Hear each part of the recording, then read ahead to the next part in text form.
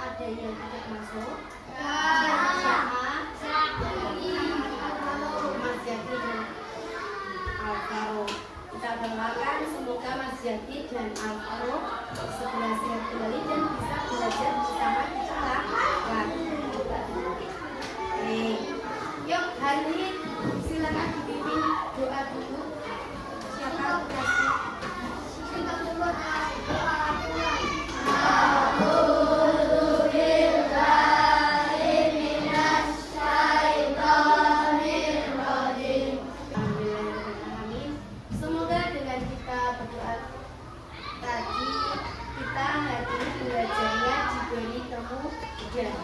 Dan ilmu yang kita pelajari hari ini bermanfaat.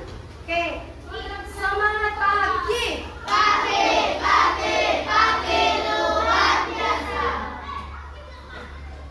Tadi siapa yang sebelum berangkat itu sarapan? Ya. Ya, ada yang tidak. Nah, jadi sebelum berangkat sekolah itu diusahakan sarapan agar apa? Agar kita fokus. Malah sakit perut kalau sarapan. Jadi itu hanya belum terbiasa saja ya. Usahakan dari tadi kita fokus belajarnya. Terus nggak lemes sampai sekolah. Oke, yuk tepuk semangat.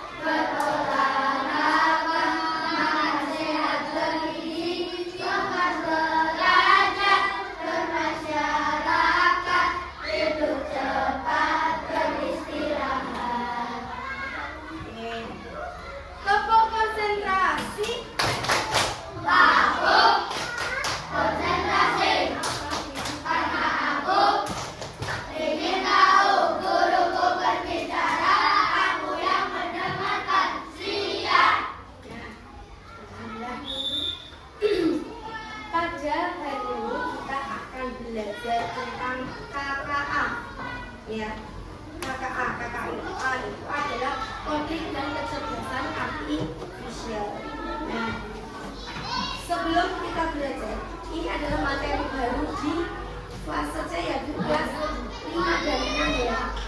Sebelum kita belajar, kita ice breaking dulu ya. Ice breakingnya adalah nanti akan butuh mengeluarkan beberapa kata-kata.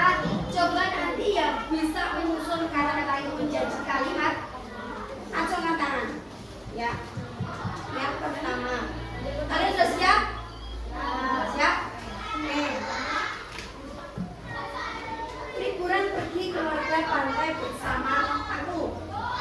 Yang sudah bisa, cung.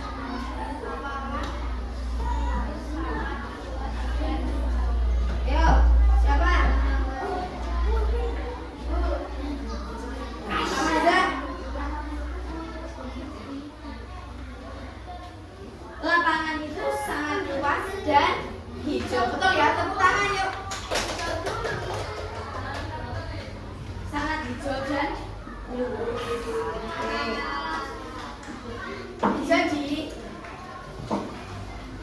kita akan belajar tentang KKA itu. Tujuannya adalah peserta didik mengenal konsep berpikir komputasional secara umum. Peserta didik juga memberi contoh aktivitas berpikir sistematis dan logis. Nah, coba pernahkah kalian bingung harus memulai dari mana saat mau menggosok gigi, atau mungkin juga bisa membuat mie instan? Sopo sing pernah bingung? Aku kan mulai itu dari mana toh? Minyakan dulu, siapkan apanya? Airnya, wadahnya. Nah,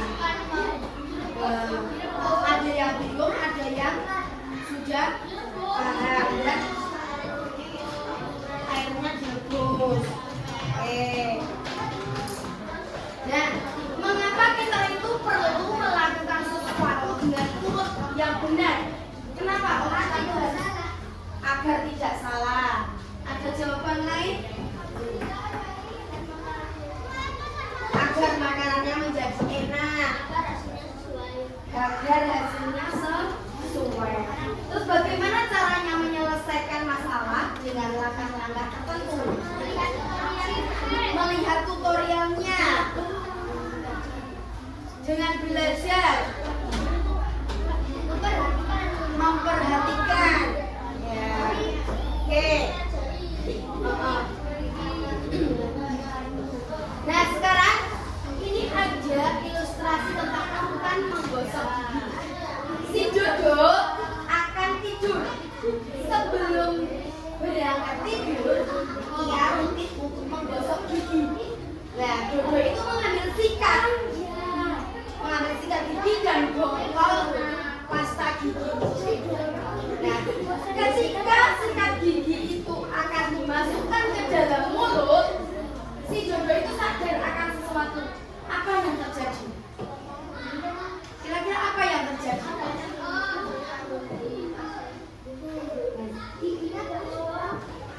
Giginya berlubang. Kira-kira apa yang terjadi?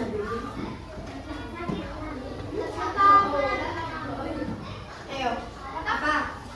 Ada yang bisa jawab? Apa yang terjadi? Pasta gigi belum basah. Nah, si Dodo itu lupa belum membuka tutup pasta giginya. Tadi kan cuma ngambil, terus mau dimasukkan di mulut. Dan dia lupa loh. Lupa apa? Ternyata dia itu belum membuka tutup pasta giginya. Dan juga belum meletakkan pasta giginya itu di sikat gigi. Nah, biar gosok gigi ya kan belum dibuka, belum dindoi pasta gigi kok sudah digosokkan. Nah, jadi penting sekali dalam kehidupan sehari-hari kita itu kita mengurutkan langkah-langkah dengan detail dan rinci. Oke. Coba sekarang, menurut kelompokmu apa yang dimaksud berpikir komputasional?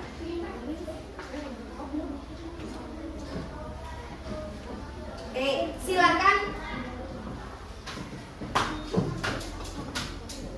bisa dituliskan di kertas.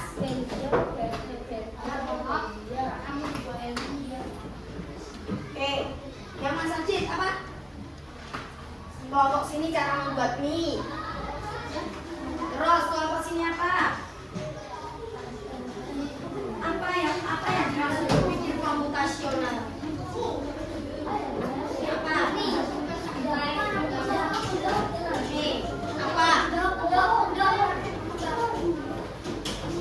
Nah, dilihat dulu pertanyaannya. Menurut kelompokmu apa yang dimaksud berpikir komputasional? Yuk. Apa yang dimaksud berpikir komputasional kok nasi goreng?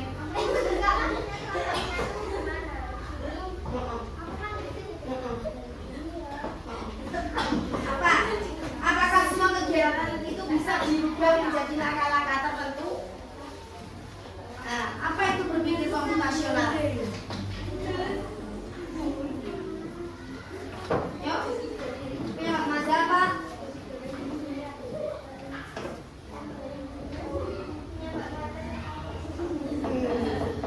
Nah, jadi berpikir komputasional atau computational thinking itu adalah cara berpikir untuk menyelesaikan masalah secara logis dan sistematis dengan menggunakan prinsip-prinsip ilmu komputer.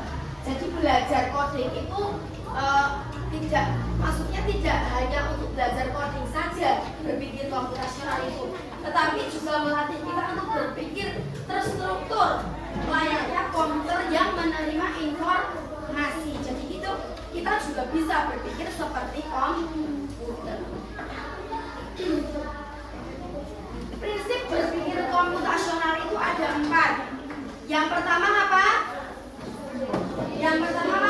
Dekomposisi. Kedua, abstraksi. Ketiga, pengenalan pola. Keempat, algoritma. Nah, yang pertama, dekomposisi atau decomposition. Misalnya, memecahkan. Itu artinya memecahkan masalah besar menjadi tugas-tugas kecil. Misalnya, kita mau membuat sarapan roti panggang dan juga mau membuat teh. Kira-kira itu kan masalah besar. Bisa kita ubah ke masalah tugas-tugas kecil, yaitu apa? Betul, seperti yang kelompok tadi, mengambil bahan-bahannya dulu, alatnya, membuat rotinya. Terus apa lagi? Nyiapin apanya? Rotinya, memasang pemanggangan, masak roti, ya, memberikan olesan. Kalau kita mau membuat teh, langkah pertama apa dulu? Yang pertama merebus air kol.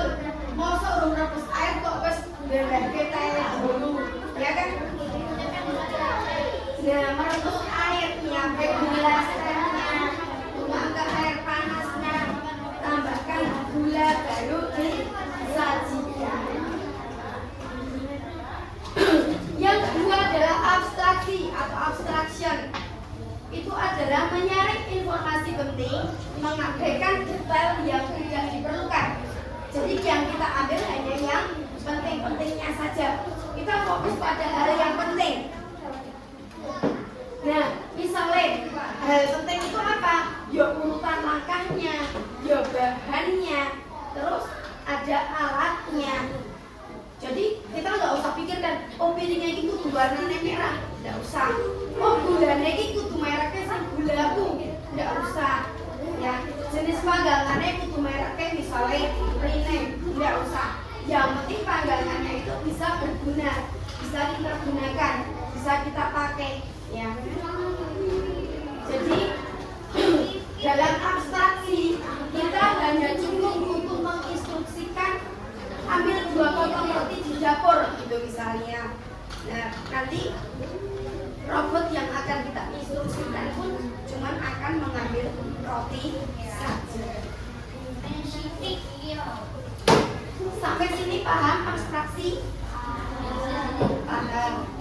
Yang ketiga adalah pengenalan pola. Nah, kalau pengenalan pola itu kita lihat dari aktivitas yang mirip atau berulang. Contohnya Mbak Maza. Misalnya apa? Contoh pola, pengenalan pola.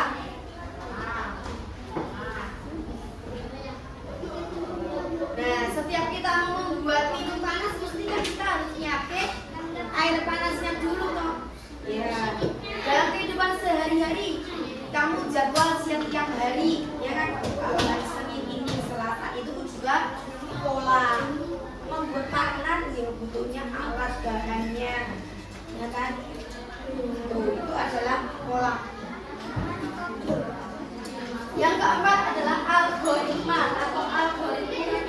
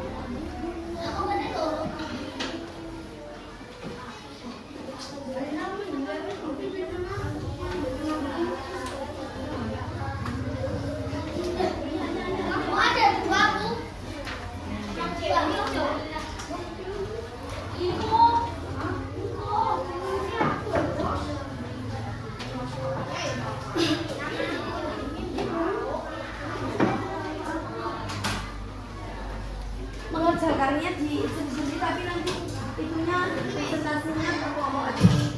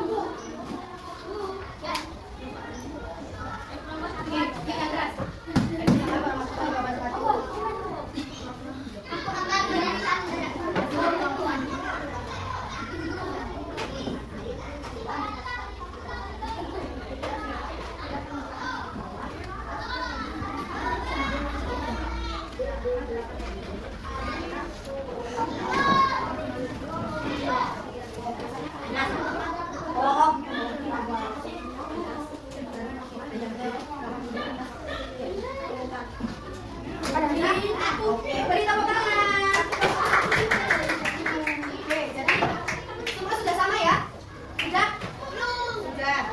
Oke. Mari kita refleksikan pembelajaran kita hari ini. Yuk, bersama duduk rambutnya dulu. Oke. Hal baru apa yang kamu pelajari hari ini? Tadi kita sudah belajar tentang apa? Berpikir komputasional dalam kehidupan sehari-hari. Nah, manfaat apa yang kamu ambil dari berpikir komputasional? Manfaat apa? Kita jadi apa? Disiplin, berpikir secara logis, sistematis, berurutan. Ya. Bagaimana perasaan kalian mengikuti pembelajaran hari ini? Senang, alhamdulillah. Ya. Jadi dengan berpikir seperti komputer, kita bisa menyelesaikan masalah dengan lebih mudah, rapi dan cepat. Oke. Nah, pesan Bu Guru, karena sekarang itu adalah zamannya sudah zaman teknologi dan juga kalian sudah ada beberapa yang mempunyai HP, gunakan HP itu untuk mengakses hal-hal yang positif, hal-hal yang baik, ya. Terus yang kedua, jangan mudah percaya dengan apa yang ada di HP, ada di internet, ya. Karena semua itu bisa buatan, ya, tidak sesuai aslinya. Itu ya. Nah, untuk pemahaman lebih lanjut kalian, silakan kalian mengerjakan asesmen. Kali ini mengerjakannya sendiri-sendiri ya. Nanti terus dikumpulkan.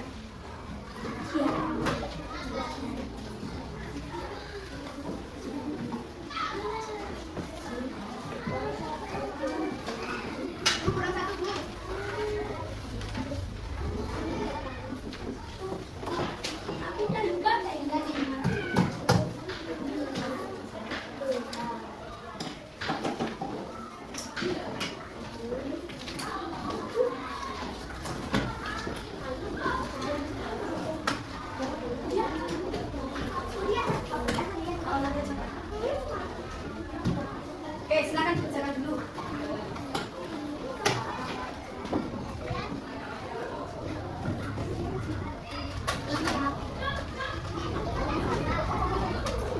Yuk, silakan kerjakan.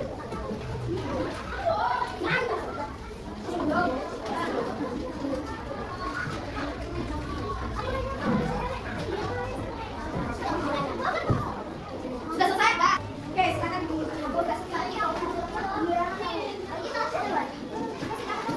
Sudah? Boleh ditunggu lagi?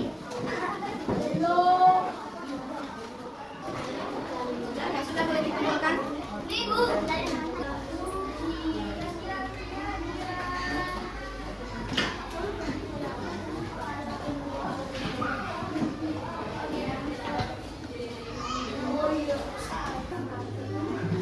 Dan ini marilah kita akhiri, sebelum buka akhiri, kata-kata terakhir dari guru adalah mari kita menjadi siswa yang cerdas, cerdas membaca, cerdas berpikir kritis atau kritis berpikir, dan juga